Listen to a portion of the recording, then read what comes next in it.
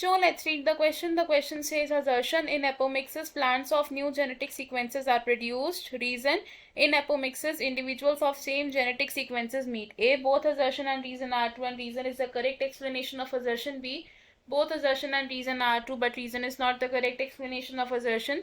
C, assertion is true but reason is false. D, assertion is false but reason is true.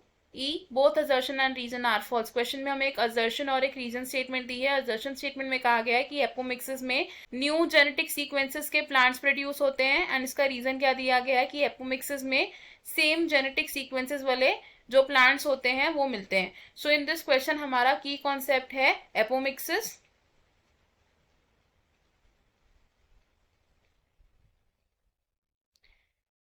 Apomixis होता है mimicry of sexual reproduction. तो ये क्या है, एक तरीके का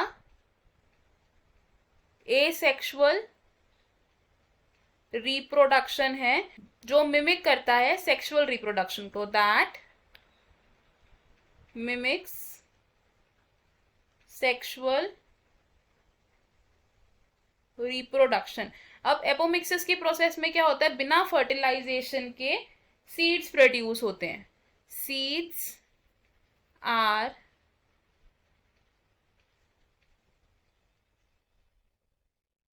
produced without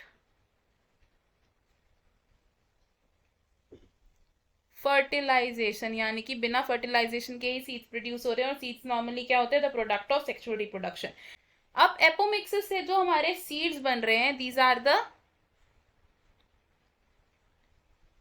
हाइब्रिड सीड्स. इन हाइब्रिड सीड्स की फॉर्मेशन के लिए कोई फ्यूजन नहीं हो रहा गैमीट्स का, no fusion.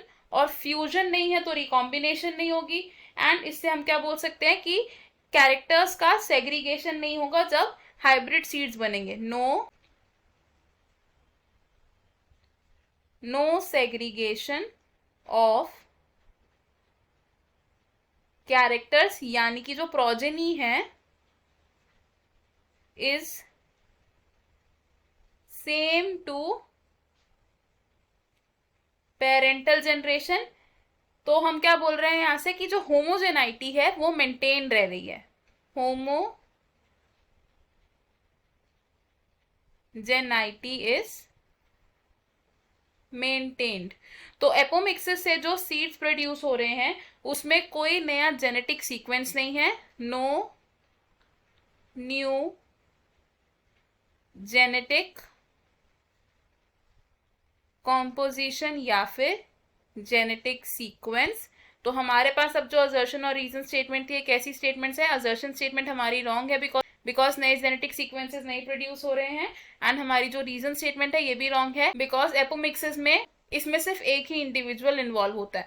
So in this question हमारा जो करेक्ट आंसर है वो होगा option E, which says both assertion and reason are false.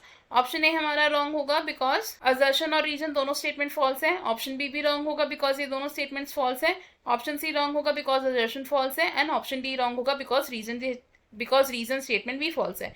इस क्वेश्चन में हमारा करेक्ट आंसर है option E. I hope you understood it. All the best. Thank you.